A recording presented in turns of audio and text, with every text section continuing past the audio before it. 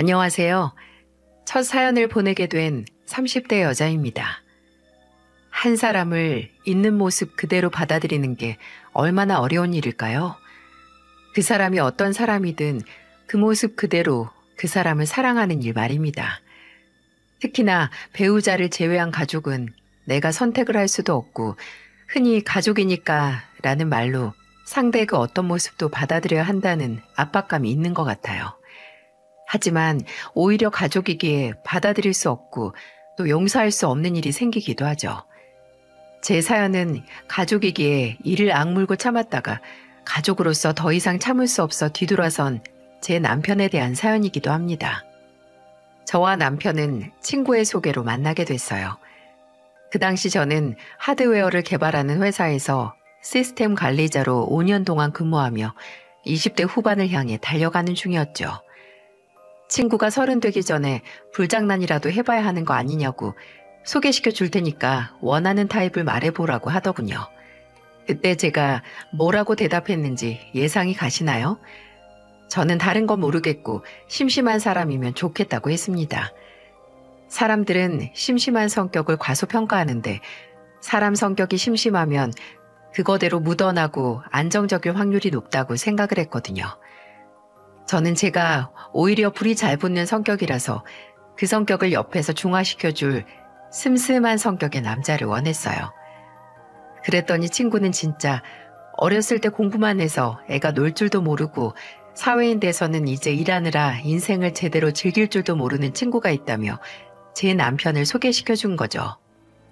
남편은 대기업 반도체 연구원이었는데 처음 만나는 대화를 하는 순간부터 뜨겁지도 않고 그렇다고 미적지근하지도 않은 딱 좋은 온도에 물 안에 들어가는 것처럼 뭔가 느긋하고 편안한 기분이 드는 겁니다. 일단 목소리나 말투부터가 굉장히 나긋했거든요. 저 사람은 살면서 목소리를 크게 낸 적이 얼마나 있을까 싶을 정도로 조곤조곤한 말투였죠.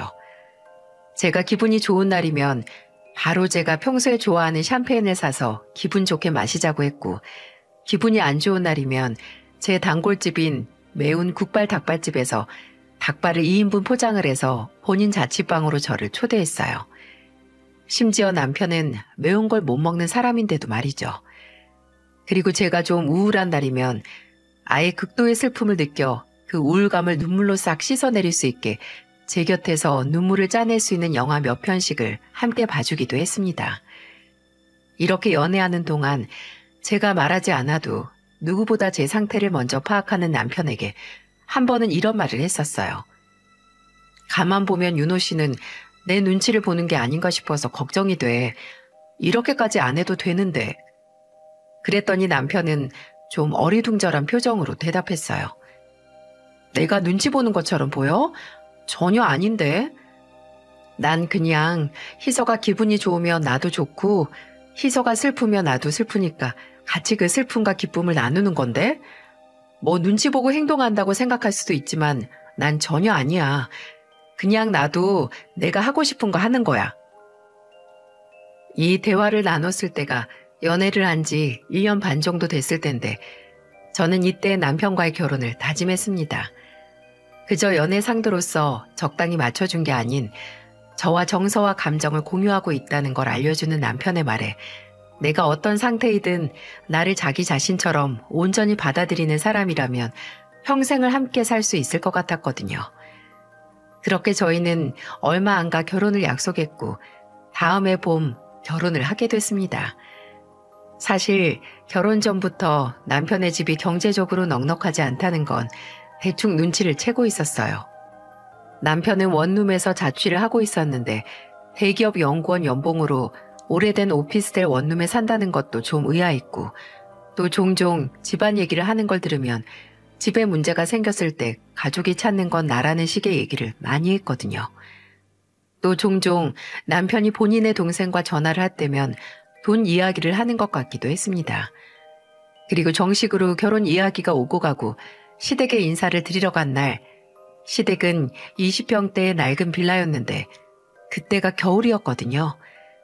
그리고 며칠 전 눈이 왔었는데 건물 관리가 잘 안 되어 있어서 1층 빌라 안 계단에 밖에 쌓여있던 눈이 그대로 녹아들어와 살얼음으로 얼어있더라고요.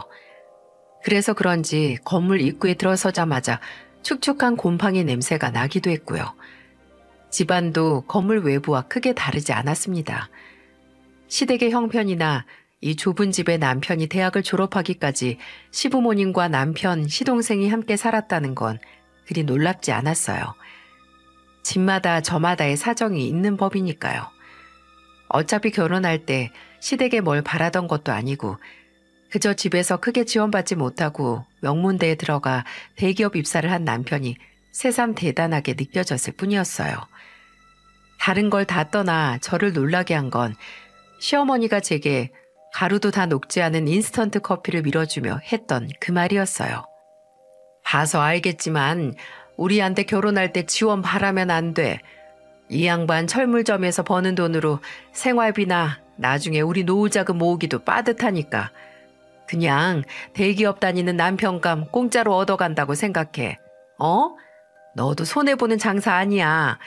까놓고 따지면 대기업 들어가는데 드는 비용이 초중고 교육비며 대학교 다닐 때 집에서 먹이고 재우고 한 거 다 따지면 이미 아파트 전세 자금 정도는 건진 거지. 안 그러니?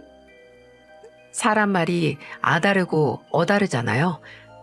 저는 이미 결혼 자금은 바라지도 않는데 오히려 제게 먼저 너는 남는 장사라는 듯 말씀하시는 게 황당했어요.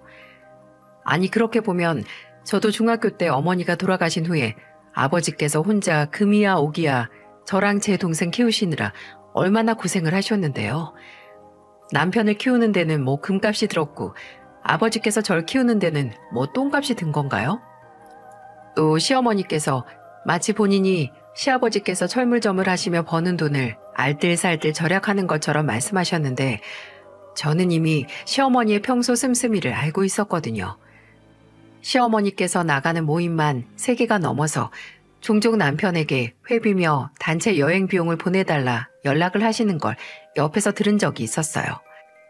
그날 남편도 이건 아니다 싶었는지 저녁에 저를 집에 데려다 주면서 약간 어딘가 초월한 사람처럼 제게 사과를 하더라고요. 오늘 우리 어머니 때문에 많이 기분 상했지? 아휴, 진짜 미안해, 희서야. 나도 아들이지만 가끔씩, 아니 자주 우리 어머니가 왜 저러실까 이해가 안 돼. 아니야, 괜찮아. 우리 아빠도 윤호 씨 술로 고문했잖아. 윤호 씨 술도 못 마시는데. 이게 무슨 말이냐면요. 시댁에 인사드리러 가기 한 5일 정도 전에 저희 집에 먼저 남편을 데리고 가서 인사를 시켰거든요. 제가 아까 저희 아버지께서 저희 남매를 오기야 금이야 키웠다고 말씀드렸죠. 저희 어머니께서는 제가 중학생, 동생이 초등학생 때 뺑소니 사고로 인해 먼저 세상을 떠나셨습니다. 한순간 어머니를 잃은 저희를 홀로 책임져야 했던 건 바로 아버지였죠. 아버지께서는 그 당시 건설 사무소에서 일하셨는데 일 때문에 지방 출장이 잦으셨어요. 그래서 저희 남매는 친할머니와 함께 살면서 늘 집으로 돌아오실 아버지를 기다렸어요. 아버지는 저희가 크고 나서도 어렸을 때 일 때문에 옆에 있어주지 못했던 걸 늘 미안해하시고 가슴 아파하셨어요. 아버지가 집에 오시는 날이면 저랑 동생은 아버지가 오시는 시간에 맞춰서 거실에 모여 앉아 있었는데 종종 아버지가 말씀해 주신 시간보다 조금 더 늦게 들어오시는 날이 있었거든요. 그럼 저도 동생도 아버지를 기다리다가 할머니께서 이불 덮어주신 그대로 그냥 거실에서 잠드는 겁니다. 아직까지 기억이 나는데 그날도 아버지를 기다리다가 거실에서 동생과 함께 잠에 든 것 같았는데 누가 제 뺨을 쓰다듬는 느낌에 깼어요. 눈을 살며시 뜨니 아버지께서 숨죽여 우시며 저와 제 동생의 얼굴을 한없이 쓰다듬고 계신 겁니다. 그때는 어려서 혹시 아버지께 무슨 일이 있어서 우시나 했는데 조금 커서 생각을 해보니 본인을 기다리다가 잠든 자식들에게 미안해서 우셨던 거죠. 근데 정말 그런 마음 하나 가지실 게 없는 게 저희는 알고 있었어요. 아버지께서 곁에 있어주지 못하셔도 늘 어떻게든 저희에게 그 빈자리와 시간을 홀로 메꾸려 고군분투하는 아버지의 노력을 잘 알고 있었거든요. 출장을 마치고 집에 오는 아버지의 양손은 늘 오랜만에 만난 저희에게 줄 통닭이나 케이크 아니면 학용품, 책으로 묵직했고 또 지방에서 혼자 생활하실 때 틈틈이 저희의 방학에 맞춰 놀러갈 계획을 짜시기도 했어요. 아버지는 아버지 생각보다 훨씬 더 저희에게 훌륭한 아버지셨습니다. 아버지는 가정적으로도 성공했을 뿐 아니라 일적으로도 성공을 하셨는데요. 나중에 아버지께서는 건설 현장에서 갈고 닦은 기술과 경험을 살려 열심히 모은 돈으로 건축기계를 임대해주는 사업을 시작하셨어요. 그리고 그 사업이 생각보다 더 큰 성공을 해서 저희 가족의 생활도 더욱 풍족해질 수 있었죠. 아버지는 본인의 사업 성공을 두고 늘 이렇게 말씀하셨어요. 내 새끼들 옆에 있어줘야 하는 시간까지 희생해가면서 시작한 일인데 당연히 이 정도 규모쯤으로는 불려야지. 이런 분이 하나 있는 딸이 결혼하겠다고 하는데 호락호락 넘어가시지 않을 것 같지 않나요? 아버지는 늘 그 사람을 본 모습을 알려면 꼭 그 사람의 이걸 먼저 알아야 한다고 하셨는데요. 바로 사람의 술버릇이었습니다. 술을 왕창 먹이면 본 모습이 튀어나오니까 꼭 그 술버릇을 먼저 봐야 한다고요. 근데 상대는 소주 한 잔만 마셔도 바로 얼굴이 빨개지는 제 남편. 저는 계속해서 남편 앞에 있는 맥주잔에 소주를 들이붓는 아버지를 말렸지만 남편은 오히려 그런 저를 말리는 게 아니겠어요? 아니야, 희서야. 나 진짜 괜찮아. 장인어른한테 내 정식이란다. 정신력 꼭 보여드릴 거야. 그래야 믿고 소중한 딸을 맡기실 수 있지 않겠어? 근데 희서야, 너 왜 이렇게 손이 차? 남편은 평소 주량의 몇 배는 되는 양의 술을 받아 마시며 저희 아버지가 날리는 질문도 받아 어떻게든 또박또박 대답하려고 노력했어요. 그러다 옆에 있던 본인 겉옷을 끌어와 제 어깨에 걸쳐주고 그대로 쓰러져 잠들었죠. 아니, 그건 잠들었다기보다 기절했다는 표현이 딱 맞을 겁니다. 아버지는 그런 남편을 보더니 심드렁한 표정으로 괜찮네 라고 성의 없이 대답하셨어요. 근데 이렇게 앞에서 말만 심드렁하게 하셨지 실상은 소주 2병 마시고 기절한 사위를 정말 마음에 들어 하셨습니다. 어느 정도였냐면요. 그날 취해서 저희 집에서 잠든 남편을 위해 손수 콩나물국을 끓여주셨고 술에 쩔어 제정신 아닌 와중에 내 딸 손 찬 거 걱정하는 남자 정도는 돼야 내 딸 상대로 내가 허락을 하지 라는 말을 하셨어요. 그리고 저희 결혼에 무한한 지원을 아끼지 않으셨고요. 아버지께서는 혼수까지 갖춰진 신혼집을 마련해 주셨어요. 그리고 남편에게 자네가 마음에 안 찼으면 그냥 내 딸 잘 살라고 집만 해줬을 텐데 자네도 이제 내 가족이고 내 사위니까 잘 살았으면 해서 혼수까지 꽉 채워주는 거야. 아무쪼록 내 앞에서 보인 대로만 그대로만 내 딸한테 하면서 살아 라고 덧붙이셨죠. 이런 아버지의 전폭적인 지지를 얻긴 했지만 그 시험에 통과하기 위해 남편은 3일 동안 끔찍한 숙취에 시달려야 했으니 황당한 시어머니의 말도 참을 수 있었어요. 그때는 시어머니의 말이 이미 저희 집에서 집이나 혼수나 책임을 지겠다는 걸 다 아시면서 하신 게 좀 염치가 없으신 건지 아니면 과하게 능청스러운 건지 분간이 안 갔었어요. 근데 아버지가 마련해준 집에 이사를 다 끝내고 나서 시어머니가 그저 신기할 정도로 염치 없는 사람이었다는 걸 알았어요. 집 구경하신다고 연락도 없이 덜컥 찾아오신 시어머니는 집안을 쭉 둘러보시더니 처음 하는 소리가 이거였어요. 기계 빌려주는 일이 이렇게 돈을 잘 버니? 나는 사돈어른이 대표니 사무실이 있다고 해도 우리 양반 철물점보다 조금 더 크겠거니 했는데 웬만한 중소기업은 되나 보다. 그리고 여기저기를 돌아다니시며 냉장고를 열어보더니 어머, 나도 이거 홈쇼핑에서 파는 거 봤는데 TV에서 보던 것보다 훨씬 크네. 이런 건 얼마나 하니? 나중에 가격 좀 떨어지면 우리 집에도 좀 놓자. 라고 하시고 그 다음에는 안방에 들어가서 침대에 대자로 벌러덩 누워서 아이고 살겠다. 요새 내가 허리가 영 안 좋았는데 너희 이거 쓰다 질리면 나 줘라. 새 거 사주면 더 좋고 라고 하시더군요. 그냥 새 집에서 보이는 건 다 일단 얼마냐, 나중에 내 집에도 똑같은 거 좀 보내줘라 라는 말부터 하셨어요. 남편이 그만 좀 하세요. 보이는 것마다 사달라고 하는 게 어린애지 뭐예요?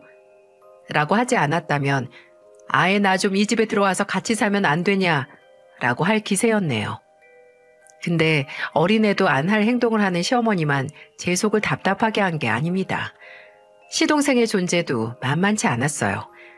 시동생은 중소기업 영업사원인데 어느 날 남편에게 연락을 해서 차를 빌려달라고 하더라고요. 영업사원이라서 여기저기 차 타고 다녀야 할 곳이 많은데 엔진에 문제가 생겨서 수리센터에 맡겼다고 딱 하루면 되니까 빌려달라고 했다는 겁니다. 늘 그렇듯 남편은 제게 물었는데 뭐 남편이야. 그 당시 제가 첫째를 낳고 육아휴직 중이었기에 제 차를 쓰면 됐고 영업직인데 차가 없으면 여간 귀찮을 테니 빌려주라고 했어요.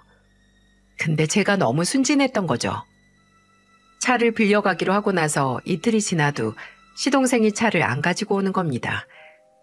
남편이 전화를 해서 어떻게 된 거냐고 물으니까 수리센터에 문제가 생겨서 3일만 더 몰겠다고 했는데 문제는 수리센터가 아니라 시동생에게 있었어요. 아무 문제 없이 얌전히 몰겠다고 했으면서 시동생은 남편의 차를 폐차를 할 수밖에 없을 정도의 사고를 낸 거였어요. 이게 말이 되나요? 심지어 일 때문에 빌려간 것도 아니라 수리한다고 한 차는 애초에 수리센터에 맡겨진 적이 없었습니다. 시동생이 차 사고를 낸 지역이 강남이었는데 남편이 알기론 시동생 영업 지역이 강남이 아니거든요. 뭔가 이상했는데 알고 보니 일이 아니라 지 동창 모임에 남편의 고급 세단을 몰고 가기 위해 거짓말을 했던 거였어요. 저는 어머니가 자동차 뺑소니로 돌아가셨기에 일단 차 사고에 대한 어마어마한 트라우마를 갖고 있었거든요. 근데 남의 차를 폐차까지 만든 시동생은 그 소식을 먼저 찾아와 사과도 하지 않고 남편에게 거짓말한 걸 걸린 다음 전화상으로 대충 미안하다 사과하고 제게도 그냥 문자로 형수님, 심려를 끼쳐드려 죄송합니다. 라고 딱 하나 보내는 겁니다. 이게 지금 뭐 하자는 건지.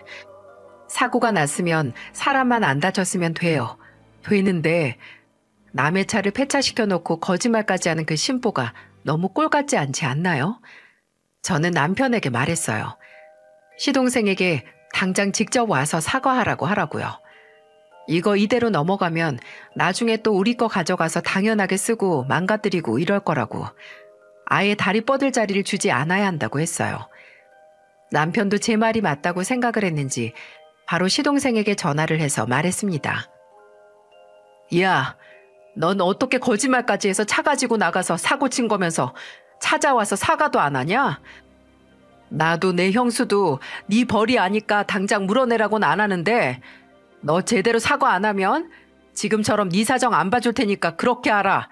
알아들었어? 그 말을 듣고서야 시동생은 사주의 선물로 과일과 첫째 장난감이나 네일을 사서 찾아와서 사과를 했어요. 머리를 조아리며 정말 죄송하다고 생각이 짧았다고 말이죠. 솔직히 정말 본인 행동을 반성했다기보단 물어내라는 말을 들어서 어쩔 수 없이 숙이고 들어왔다라고 생각을 했어요.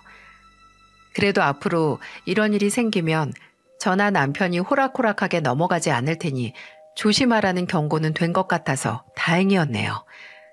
근데 그 후로 더 웃긴 게 이 얘기를 들은 시어머니의 반응이었어요.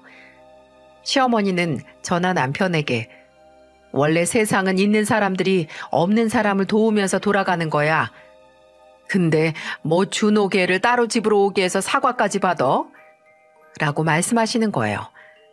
저는 차마 터져나오는 헛웃음을 참지 못하고 어머님, 잘못을 했으면 사과를 하고 용서를 구하고 잘못에 상응하는 대가를 치러야 하는 것도 세상의 이치예요. 라고 말했죠. 결혼하고 첫째를 낳고 둘째, 셋째를 낳아 키우는 그 시간 동안 시어머니나 시동생 때문에 속이 답답한 적이 참 다양하게 많았지만 차마 남편을 원망하고 괜히 불만을 늘어놓지 않았어요.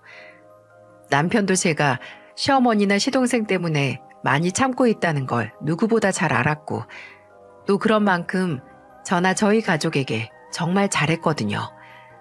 제게는 말할 것도 없고 제 동생은 아버지 일을 도와 아버지 사무실에서 함께 일했는데 일한 지 몇 년 안 됐을 때 기계 점검을 하다 추락사고가 나서 입원을 할 만큼 골절이 된 적이 있었어요. 그때 남편은 사고 연락을 받자마자 대학병원 정형외과에서 근무하는 지인에게 연락을 해서 치료를 받을 수 있게 부탁을 했어요. 또 이건 결혼하고 얼마 안 됐을 때 일인데 어느 날 아버지께 연락이 왔어요. 김서방이 아무래도 장인어른께 잘해야 한다는 부담을 갖고 있는 것 같다고 안 그래도 된다고 전해달라고 말이죠. 알고 보니 저도 모르게 몇 달 동안 매일 저희 아버지께 안부 연락을 해왔더라고요. 전화도 종종 하고 거의 아침, 점심, 저녁으로 나눠서 아버지께 문자를 한 통씩 넣기도 했고요. 그래서 제가 아버지의 말씀처럼 안 그래도 된다고 했더니 남편은 몇 년 전 연애 시절에 제게 했던 말을 다시 했어요. 내가 하고 싶어서 그러는 거야 라고 말이죠. 남편의 그런 지극정성은 저희 아버지께서 췌장암 판정을 받아 투병 생활을 하실 때도 변치 않았습니다. 아버지께서는 저희가 결혼을 하고 6년이 지났을 때 췌장암 판정을 받으셨는데 1년도 안 되는 투병 생활을 하셨는데 그동안 저와 남편 그리고 제 동생과 올케가 돌아가면서 아버지의 곁을 지켰죠. 평생을 늘 강하고 흔들림 없이 살아온 아버지는 온몸을 울리는 고통스러운 항암 치료 앞에서도 흔들리지 않으셨어요. 아니, 저희에게 흔들리는 모습을 보이지 않기 위해 단 한 번도 왜 본인에게 이런 일이 생긴 건지 한탄하지 않으셨습니다. 그저 평생을 정말 열심히 살아왔고 딸과 아들, 사위와 며느리, 그리고 손주들 틈에서 행복하게 살았다고 말년에 병으로 가는 게 아쉽긴 하지만 그래도 후회 없는 삶이었다고 이제 그렇게 그립던 아내 곁으로 갈 수 있을 거라고 죽음 앞에서 오히려 낙천적인 모습을 보이셨습니다. 그러니 나는 걱정 말고 내 죽음에도 몸 아프게 슬퍼하지 말라고요. 아버지께서는 가을이 오기 전 어머니 곁으로 가셨고 저는 한순간에 고아가 됐다는 상실감에 많이 힘들었습니다.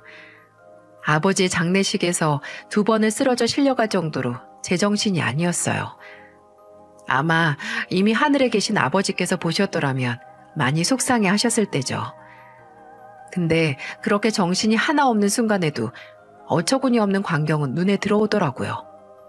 시부모님께서는 장례식에 본인들의 손님도 부르셨었어요. 아니, 정확하게 말해서 시어머니의 손님들이었죠. 시어머니야 워낙 여기저기 나가는 모임이 많은 만큼 아는 사람들도 많기도 하고 또 원래 장례식은 사람이 많이 오고 소란스러운 만큼 좋다고 하잖아요. 저는 그런 의미에서 시어머니께서 본인 손님들과 함께 오신 줄 알았습니다. 근데 손님들 식탁에 음식을 나를 때 들었어요. 거기 요새 땅값이 얼만데 집만 해도 8, 9억은 좋게 될걸. 그 아파트가 오래되긴 했어도 원래 그 동네는 오래된 아파트일수록 값을 더 쳐줄 거야.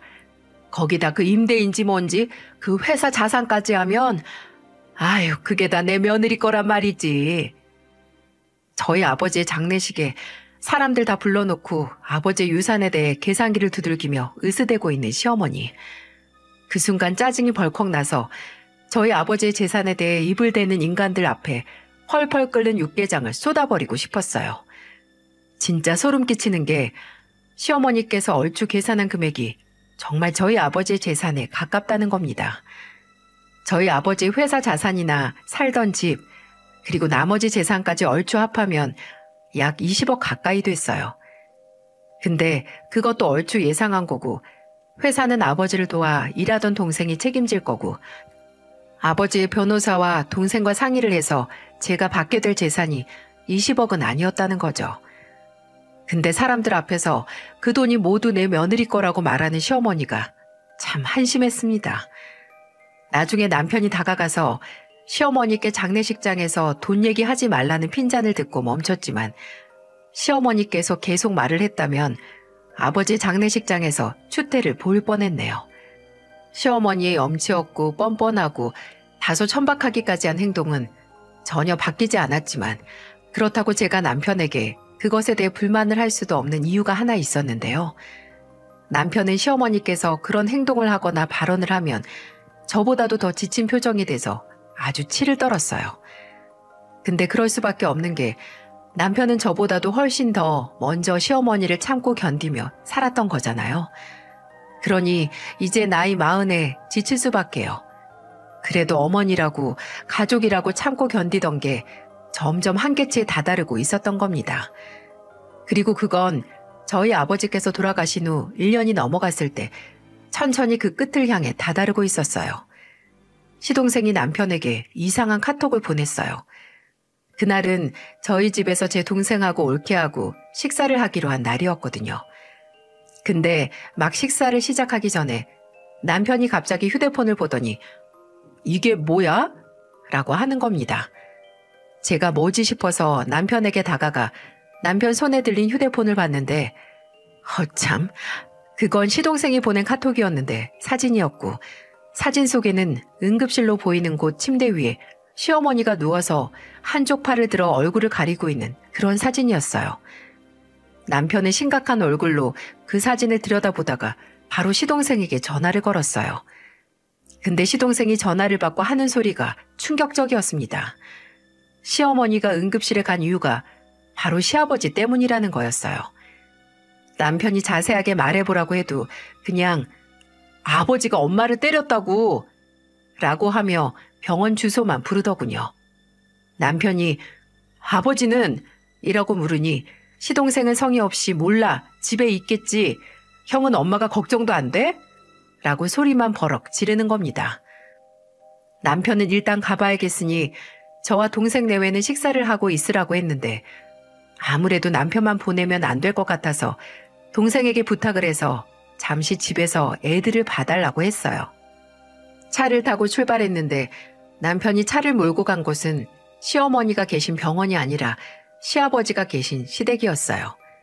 그리고 아무도 없는 것처럼 현관문 밖부터 정막만이 감도는 집 안으로 들어갔을 때 집안은 혼돈 그 자체였습니다. 바닥에는 뒤집어진 슬리퍼에 책, 리모콘, 드라이기, 빗등이 깨진 유리와 함께 퍼트러져 있었고 또 종이 수십 장이 떨어져 있었어요. 근데 자세히 봤더니 그건 종이가 아니라 사진이었어요. 그리고 그 혼란의 가운데 바닥에 주저앉아 고개를 무릎 사이 파묻고 있는 시아버지가 보였고요. 저와 남편은 천천히 그 난장판을 발로 헤치고 가 시아버지께 다가갔죠. 그리고 저희를 발견한 시아버지는 아직도 핏발을 세운 눈을 단 한 번도 깜빡이지 않고 말씀하셨습니다. "윤호야, 네 애미, 네 엄마 강미숙이 바람을 피우셨댄다. 그것도 같은 모임에 있는 유부남이랑 2달만 더 있으면 1년이나 만났다고 그 바람난 남자 여편네가 와서 나한테 그러더라. 여편네 간수를 얼마나 못했으면 유부남을 꼬여내 만나냐고. 어떻게 책임질 거냐고. 아휴, 정말 사람이 어떻게 이러냐, 사람이 어떻게 이런 짓을 또 저지를 수 있어?" 여러분은 이게 바로 이해가 가시나요? 그날 시아버지 철물점에 어떤 아주머니께서 찾아오셨답니다. 와서 다짜고짜 그쪽 마누라가 2 가정을 파괴한 가정 파괴범인 건 알고 사냐고 하며 사진을 시아버지께 건넸다고 해요. 그리고 그 사진이 바로 여기 시댁 거실 바닥에 있는 그 사진이자 시어머니께서 정말 다른 남자를 만나 바람을 피우고 있다는 증거 현장의 사진이었죠.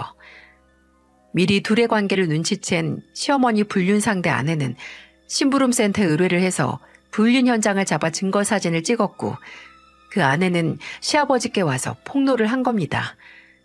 제가 의아했던 건 시아버지께서 말씀하신 "또 저질렀다는" 말이었죠. 나중에 집으로 돌아와 남편에게 들어보니 시어머니가 바람을 피운 건 이번이 처음이 아니었다는 겁니다. 예전에도 한번 동창 모임에 나갔다가 만난 중학교 시절 동창과 오래 연락을 주고받다가 시아버지께 들켰었고 또 한 번은 소모임을 하다 만난 사람과도 따로 만나다가 관계가 진전되기 전에 시아버지가 알게 됐었다고요.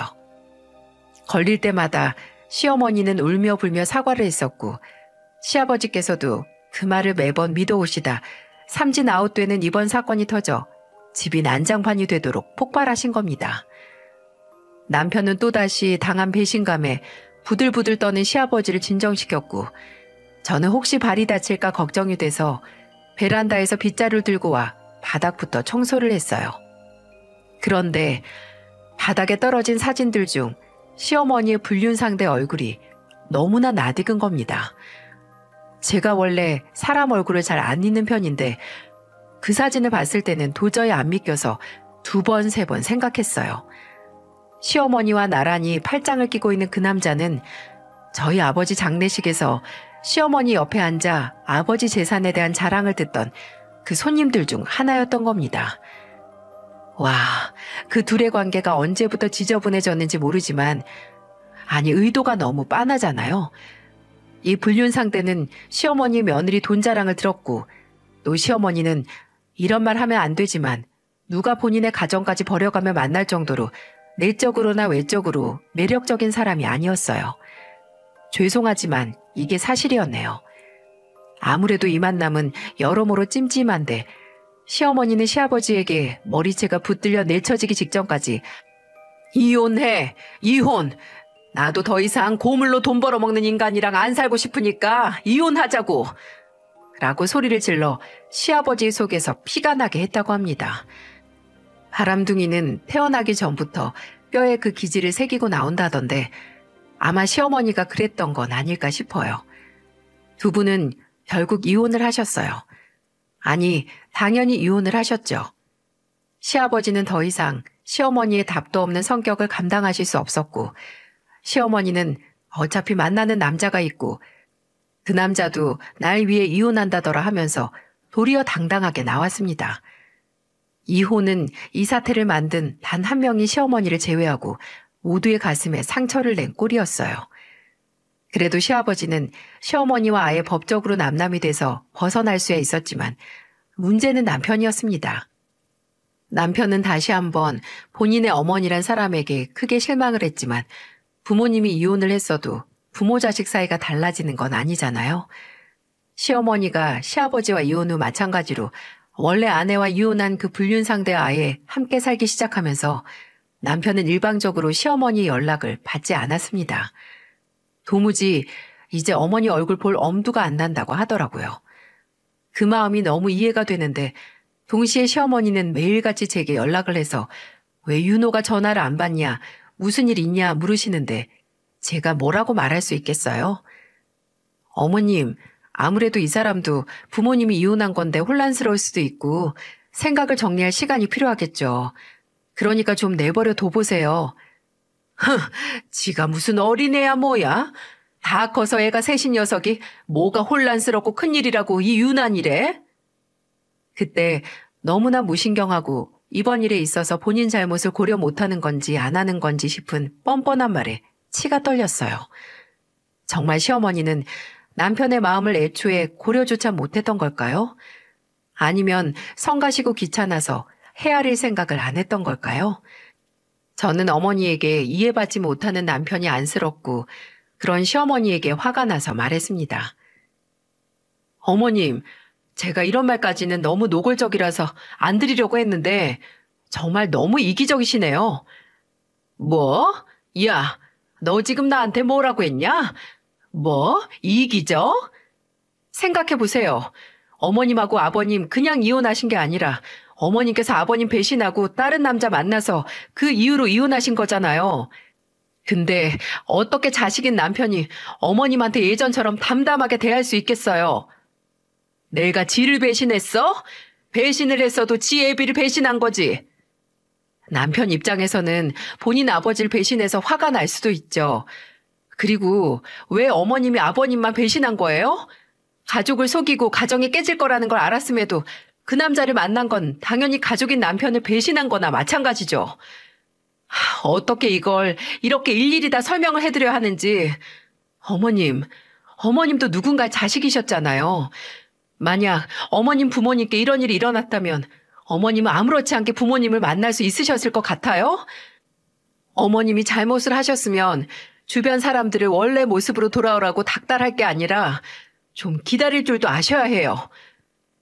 남편한테 어머님 연락 왔었다고 말은 해둘 테니까 어머님은 제발 남편이 마음 좀 정리할 때까지 먼저 연락하지 말고 기다리세요, 좀. 이때 제가 말해도 너무 세게 말한 것 같아서 시어머니께서 다시는 제게 연락을 안 하실 거라고 생각을 했습니다. 전화를 끊을 때도 아들하고 며느리 무서워서 이혼도 못하겠네. 내가 내 인생 살 거라는데 왜 이렇게 간섭이 많아? 라고 소리를 지르셨거든요. 근데 몇 주 가지 않아서 다시 시어머니께 연락이 왔습니다. 너희 마음 다 알겠으니까 일단 만나서 식사라도 같이 하자고. 정말 얼굴 보고 하고 싶은 말이 있다며 간곡히 부탁을 하시는 거예요. 분명 그전 전화 통화에서도 저도 좀 노골적으로 말했고 시어머니도 저를 죽일 듯이 소리를 쳐서 이럴 줄 몰랐는데 말이죠. 남편에게 이 얘기를 전했더니 남편은 아무리 시어머니께서 절절하게 만나자고 부탁하신다고 해도 뭔가 확신이 안 선다고 했어요. 그냥 이젠 어머니를 만나면 만날수록 감정이 더 안 좋아지는 것 같아. 진짜 왜 이러지? 왜 나이를 먹으면 먹을수록 어머니한테 실망할 일만 생기는 걸까? 저는 도무지 이렇다 저렇다 할 결정을 내리지 못하는 남편에게 이렇게 이도저도 아닌 상태에서 불안해하느니 차라리 만나서 뭐든 결론을 짓는 게 낫지 않겠냐고 했어요. 몇 번의 고민 끝에 남편도 동의를 했고 시어머니께서 연락을 해서 만날 날짜를 잡았습니다.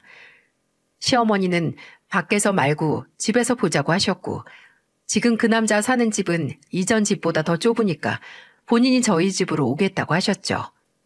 그렇게 주말 시어머니가 오기로 한 날 당일 행여 싸움이라도 나면 애들이 봐서 좋을 게 없을 것 같아서 딸이랑 아들은 동생에게 부탁해서 데려갔어요. 늦은 점심시간 때쯤 시어머니께서 집에 오셨고 남편은 시어머니를 보고도 입을 떼지 않았습니다. 정말 숨막히는 식사 자리였어요. 시어머니께서 영양가 없는 일상 이야기를 하면 제가 적당히 대답을 하고 남편은 정말 입을 꾹 다물고 밥만 먹었죠. 그러다 시어머니께서 쭉 남편의 눈치를 보시더니 이러시는 겁니다.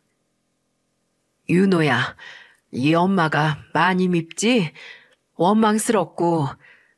그래, 이제는 나도 네가 그렇게 생각할 수 있다는 거 알아.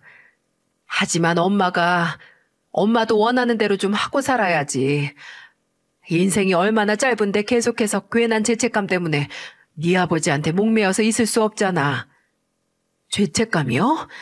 어머니가 지금까지 아버지랑 살았던 게 죄책감 때문이었다는 거예요? 그런 것도 없지 않아 있지. 괜히 그냥 얼굴 잠깐 본 걸로 바람이다 뭐다 난리 부려서 엄마 나가던 모임도 거의 절반으로 줄인 거잖아. 그 정도면 나도 미안하단 마음을 네 아버지한테 증명한 거지. 줄여도 폈잖아요, 바람. 모임을 절반으로 줄였든 아예 안 나가든 어머니가 아버지 두고 바람 피웠다는 사실은 안 변하잖아요. 그래, 폈다 폈어. 근데 언제까지 그럴래? 이 엄마가 미안하다잖아. 너 알아둬야 하는 게 있는데 변하지 않는 건 또 있다. 내가 바람을 피웠든 네 아버지랑 이혼을 했든 나는 네 엄마고 희서 제 시어머니야. 그러니까 너희도 언젠가는 가족인 나를 있는 그대로 받아들여야지. 안 그러니? 말만 미안이라는 말을 한다고 사과를 하는 게 아닌데 시어머니는 그 차이를 전혀 모르시나 봅니다. 저와 남편 둘 다 사과하는 사람의 태도가 전혀 아닌 시어머니를 보며 아무 말도 못하고 있었는데 시어머니께서는 들고 있던 젓가락을 갑자기 탁 놓더니 다시 입을 여셨어요. 가족 얘기가 나와서 말인데 내가 진짜 너희에게 하고 싶었던 말은 엄마 그 사람이랑 재혼하려고. 재혼이요? 그래. 뭐 이제 또 무슨 자랑이라고 크게 할 생각은 없고 조촐하게 가족들끼리만 재혼식 하면 어떨까 해. 날짜는 일단 4월 중순으로 보고 있는데 그래서 말인데 내가 말했잖니. 지금 그 사람하고 사는 집은 예전에 네 아버지랑 살던 집보다 좁아. 그래도 나나 그 사람이나 나이가 환갑이 훌쩍 넘었는데 그렇게 좁은 집에서 새 출발할 순 없잖니. 그러니까 윤호랑 희선이가 나 재혼하고 살 집 얻게 5억만 해줬으면 하는데. 5억. 재혼식에 저희를 초대한다고 해도 축의금 5만 원만 보내는 것도 엄청난 호의라고 느껴지는데 바람난 사람들끼리 재혼한다고 축하금으로 5억을 요구해요? 정말 시어머니와의 대화를 하다 보면 제 안에 있는 평균적인 상식선이 무너지는 것 같습니다. 시어머니의 상상을 초월하는 몰상식에 머리가 아찔해졌죠. 그때 저나 남편이 뭐라 반문을 하기도 전에 시어머니께서 급하게 이런 말을 덧붙였습니다. 희선아, 네 아버지한테 받은 유산 많잖아. 너 받은 거에서 조금만 나한테 떼어줘도 티도 안 날 것 같은데 너희는 내가 실수 좀 했다고 평생 그 좁은 집에서 불행하게 살아야겠니? 어머님, 예전부터 대체 어디서 뭘 듣고 그런 착각을 하시는지 모르겠는데요. 아버지한테 받은 유산 다 제 거 아니에요. 일단 회사는 지금 동생이 도맡아서 기존 직원들이랑 경영하고 있고요. 정리해서 현금화할 생각도 없어요. 그리고 아버지 재산이나 집 정리한 돈을 제가 받았다 한들 왜 저희 아버지가 젊은 시절부터 피땀 흘려 번 돈으로 어머니가 아버님이랑 이 사람 배신하고 만난 그 아저씨랑 산다는데 도움을 줘야 하는지 모르겠네요. 그것도 5억씩이나요. 얘 말 웃기게 하네. 그래서 너랑 피 하나 안 섞인 네 시아버지 편을 들겠다고 돈 이용해서 벌을 주겠다는 거니 지금? 제가 어머니께 벌을 왜 줘요? 벌을 준다는 게 아니라 상을 안 주는 거라고 생각하세요. 어머님 원래 처음부터 저희 아버지 유산이나 제 돈에 지분 없으셨어요. 왜 그 돈을 당연히 받는다는 어머님의 상상을 현실처럼 느끼세요? 네가 갑자기 이렇게 나오면 내가 뭐가 돼? 너 잘 키운 내 아들 데려갈 때는 좋고 시어머니고 아니면 시어머니도 아니라 이거야? 제발 좀 그만하세요. 귀를 찡 하고 울리게 하는 고함 소리와 함께 순간 와장창하는 소리가 주방에 울려 퍼졌습니다. 하고 싶은 말을 삼키고 삼키다 끝내 폭발을 한 남편이 식탁 위에 있던 김치찌개 뚝배기며 계란말이며 오리고기, 각종 반찬이 담긴 그릇을 두 팔로 완전히 밀어 넘어뜨리면서 난 소리였죠.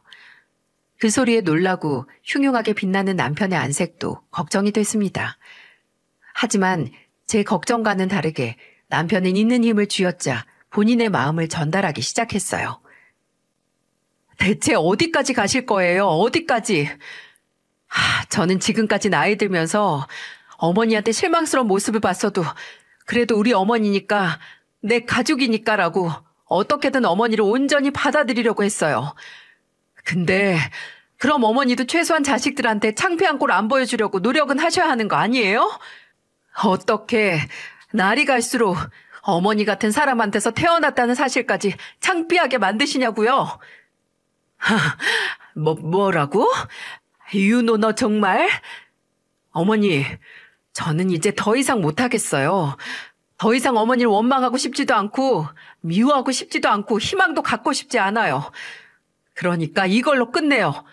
어머니는 우리 버리고 같이 사는 그 남자랑 알아서 행복하게 살든 말든 하세요. 저도 어머니가 떠난 제 가족이랑 알아서 잘 살 테니까 이제 좀 서로 알아서 살아요. 좀 제발. 당신 같은 사람에게서 태어났다는 사실까지 창피하게 만들지 마라. 부모 입장에서 이런 말보다 더 듣고 싶지 않은 말이 또 있을까요? 남편에게서 저 말과 함께 아예 연을 끊자는 말을 들은 시어머니는 꽤나 큰 충격을 받은 것 같았어요. 연신 말을 더듬으며 어떻게 그러냐. 이게 그렇게 홧김에 저지를 일이냐고. 너 너무 흥분해서 지금 마음에도 없는 이야기 하는 거라고. 다음에 다시 이야기하자고 했지만 남편은 단호하게 고개를 저으며 다음은 평생 오지 않을 거라고 했습니다. 그렇게 남편은 완전히 마음을 굳혀 줄곧 본인을 괴롭게 하는 인연의 고리를 끊어냈어요. 그 후로 몇 번은 시동생에게 연락이 왔었어요. 대체 엄마랑 형이랑 무슨 일이 있던 거냐고 하면서 남편에게 엄마한테 그렇게까지 해야 했냐고 따지고 들더군요. 그래서 남편은 나도 너한테 어머니와 관계에 대해 강요하지 않을 거니까 너도 주제넘게 간섭하지 말라고. 나는 네가 그렇게 너나 어머니 입장만 강요하면 너도 안 보고 살 생각이라고 말했어요. 남편이 한번 선을 긋고 나니 다시 이야기를 하지 않았지만 시동생은 그 후로도 지금까지 시어머니와 연락을 하는 것 같더라고요. 본인 형에게 연락을 하는 게 좀 껄끄러웠는지 제게 근황 보고처럼 종종 연락을 했는데 그렇게 남편에게서 의절을 당하고 나서 시어머니는 재혼한다던 그 남자하고도 헤어지셨다고 합니다. 아휴, 그 유난을 떨면서 서로의 가족을 버린 주제에 왜 헤어졌냐고 하면 시동생이 말하기로는 뭐 재혼하면서 같이 살지 문제라고 하는데 제 생각이 맞았죠 뭐. 그 상대측 남자는 그저 저희 아버지 장례식에서 들은 제가 받은 유산에 혹했던 거고 재혼하면 며느리한테 떨어질 몫으로 같이 살 집 얻으려고 했는데 그게 성사가 안 됐으니 재혼도 없던 얘기가 된 겁니다. 이게 내 가족에게 상처를 주고 가정을 산산조각 낼 정도로 절절한 불륜의 실체인가요? 그저 돈이 목적이었던 게. 그 후로는 그 남자와 함께 살던 집에서도 나와서 시동생의 도움으로 단칸방을 구해 혼자 산다는 걸 전해들었는데 여러분께서 예상하시다시피 물론 시어머니는 그 후로도 현실을 받아들이지 못하고 저나 남편에게 연락을 하려고 하셨어요. 그리고 그것도 자식과 며느리에게 미안하고 가족이 그리워서가 아니라 당장 나갈 카드값이 모자르다고 제발 도와달라는 게 목적이었고요. 저는 남편이 그 연락을 완전히 무시하고 한 푼도 주지 않을 거라고 생각했는데 남편은 시어머니께 그럼 현금 100만 원을 보내드리겠다고 하더군요. 대신 조건이 있다고 했어요. 지금 어머니가 이 100만 원을 받아가시면 앞으로 정말 저나 어머니 둘은 남남으로 지내는 거예요. 그래도 가져가실래요? 과연 시어머니는 무슨 선택을 하셨을까요? 돈이 무섭긴 한가 봅니다. 시어머니는 현금 100만 원과 아들과의 인연 중 전자를 택하셨어요. 솔직히 말해서 저도 남편도 시어머니가 남편의 말을 진지하게 생각 안 했다는 걸 알았습니다. 그래서 당장 급한 돈을 선택한 것 같다고요. 하지만 남편은 단호했어요. 마지막으로 시어머니께 한 말 중에 한치의 빈말은 없었습니다. 그리고 남편은 그 말을 철저히 지키기라도 할 사람처럼 시어머니 연락처는 완전히 차단을 하고 저희는 이사라는 큰 결정을 하게 됐어요. 시어머니께서 다시 찾아와 우리 가족을 괴롭히지 못하게 하기 위해 내린 결정이었죠. 몇 번 남편의 직장으로 시어머니께서 찾아오셨었다고 듣긴 했지만 남편은 단 한 번도 얼굴을 보여주지 않았다고 해요. 마지막에는 경찰까지 불러서 건물 밖으로 내보내야 했다고요. 지금도 종종 시동생이 제게 형, 정말 엄마 만날 생각 없대요? 이대로 산대요? 요새 엄마가 너무 우울해하는데 라고 절 떠보는데 제가 네, 이대로 살 것 같네요. 그리고 어머님이 우울해하시면 서방님이 모시고 사세요. 둘째 아들하고 같이 살면 좀 활기를 찾으시겠죠? 라고 답장을 하면 더 이상은 저를 귀찮게 하지 않았습니다. 본인이 책임질 생각도 없으면서 그저 떠넘기려고 눈치 보다 아닌가 보다 하고 발 빼는 거죠. 거의 반년은 좋게 흐른 지금도 저희는 시아버지하고만 연락을 하고 있습니다. 제가 석 달 전부터 동생의 부탁으로 아버지 회사 일을 일주일에 3번씩 나가면서 돕고 있거든요. 동생이 애 셋을 낳아 키우면서 섞이기엔 누나 이전의 커리어가 아깝다고 조금이라도 좋으니까 같이 아버지 회사를 운영해보자고 해서 시험 단계처럼 일을 하고 있어요.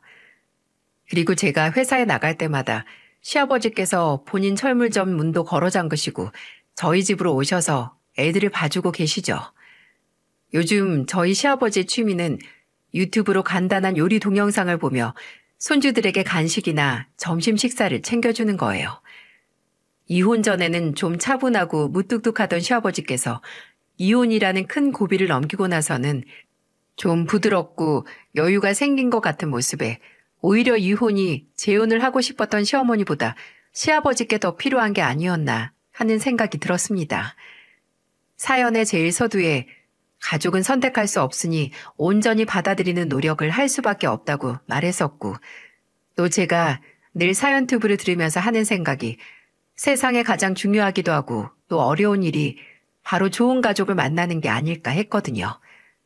근데 이렇게 제 사연을 쭉 정리하며 생각을 해보니까 사람이 가족을 잘 만나는 것도 물론 중요하지만 그만큼 더 중요한 건 나 스스로도 내 가족에게 좋은 가족이 되려고 노력을 해야 한다는 것 같아요.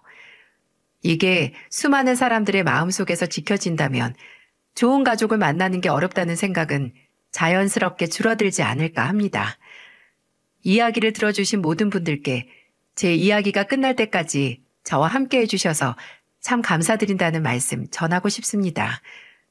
주절주절 오래 떠드는 동안 외로움 하나 느낄 새가 없었네요. 이번 주부터는 다시 기온이 많이 내려간다고 하는데 전국에 계신 구독자 여러분께서 어디 계시든 아픈 곳 하나 없는 따뜻한 겨울을 보내시면 좋겠습니다. 모두 건강하시고 행복하세요.